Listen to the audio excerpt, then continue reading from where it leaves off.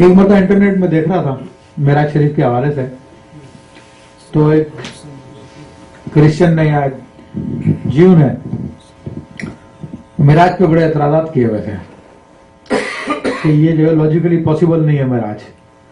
کئی اعتبارات سے اس نے اعتراض کیے ہوئے. ایک بڑا جو اعتراض تھا کہ لائٹ کی رفتار سے سفر کرنے والا، تو میں نے ذکر بھی کر دیا، اس کا جواب بھی آپ کو بتا دیا.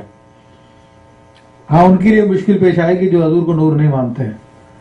حضور کا ظاہر بشر ہے لیکن آپ کی حقیقت نور ہے. بشر ہونے کا بھی انکار نہیں ہے لیکن حقیقت نور ہے، نور کا بھی انکار نہیں ہے. اور یہ ہو سکتا، جبریل امین جب آتے تھے بشر کے روپ میں آتے تھے حضور کی خدمت میں، جب انسانی شکل میں آتے تھے، لیکن ان کی حقیقت نور تھی، ظاہر ان کا بشریت تھا. ایسے ہی اللہ کے رسول صلی اللہ علیہ وسلم کا ظاہر بشریت ہے، حقیقت آپ کے نور ہے. تو برا اس کو پریشانی ہوگی جو حضور کو نور کو نہیں مانتا، وہ پھر سائنس کے سامنے گھٹنے ٹیک دے گا، کیونکہ لائٹ کی رفتار سے جب جسم کو سفر کرے گا تو وہ ختم ہو جائے گا. لائٹ ہونے کا مطلب ہے خود ختم ہو جانا. تو ہمارے نزدیک تو حضور علیہ السلام یہاں پہ بھی سلامت ہے، وہاں پہ بھی سلامت ہے، اور اب بھی سلامت ہے. انشاءاللہ ان کی تو پھر ہم سبھی سلامت رہیں گے.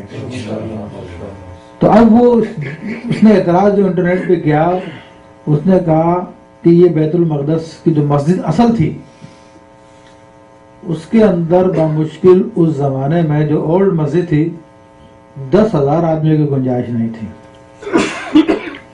اور انبیاء کی تعداد اسلام کے مطابق تقریباً کم و بیش 1,24,000 ہے. تو 10,000 کی مسجد میں 1,24,000 کیسے آ گئے؟ یہ اس نے اعتراض چڑھا. سمجھ رہے آپ؟ اب تو یہ اعتراض ہے، اب اس کا کیا جواب دیں گے ہم؟ تو اس کا جواب بہت واضح ہے، اور آج تو بڑا سائنٹیفک ایج ہے. اگر سائنٹیفک ایج نہ بھی ہوتا تب بھی اس کا جواب بہت واضح تھا. آپ کی آنکھ کی پتلی کتنی بڑی ہے؟ کیمرے کی آنکھ کا لینس دیکھا آپ نے؟ ایک نقطے کی مانند ہوتا ہے.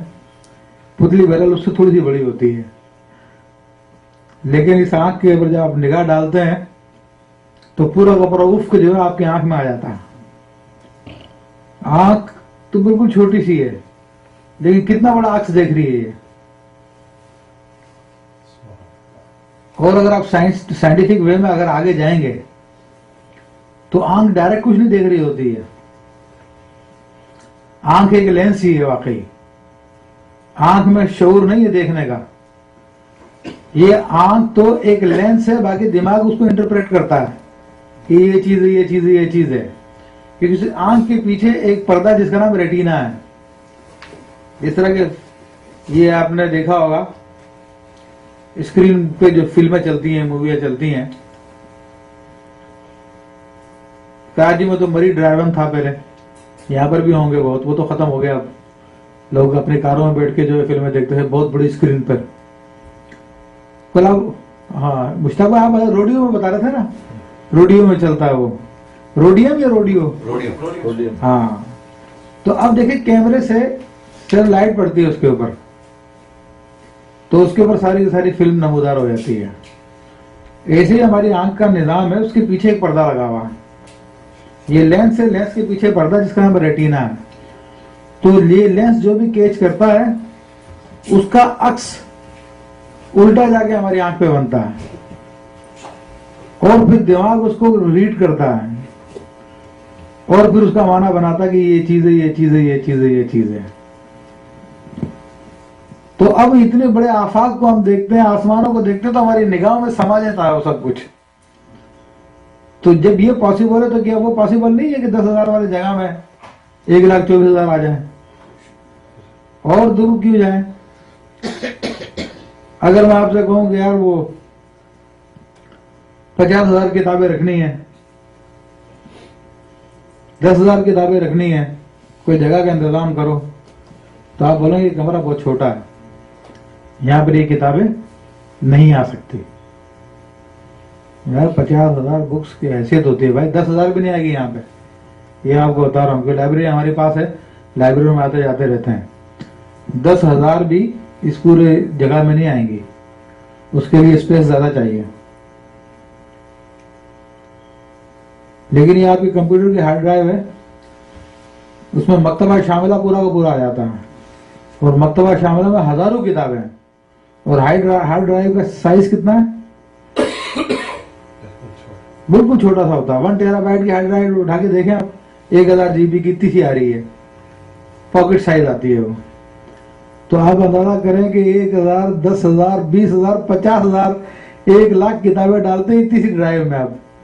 اب سائنس سے سب کچھ ممکن ہو چکا ہے، تو خود سائنس اسلام کو پروو کرتا جا رہا. تو اس کافر کا اعتراض تو اس سے دفع ہو جاتا کہ جب بندہ ہو کر اس قابل ہو گیا کہ ہزاروں کتابوں کو اتنی پاکٹ سائز کے اندر وہ کنورٹ کر دے، جس کو ویسے اگر ریئل سینس میں رکھنے کے لیے جائیں، فزیکلی رکھنے کے لیے جائیں، تو وہ اس کمرے میں بھی نہیں آ سکتی، لیکن اگر سائنٹیفک ترقی کو یوز کیا جائے تو ہماری پاکٹ میں بھی آ سکتی ہے.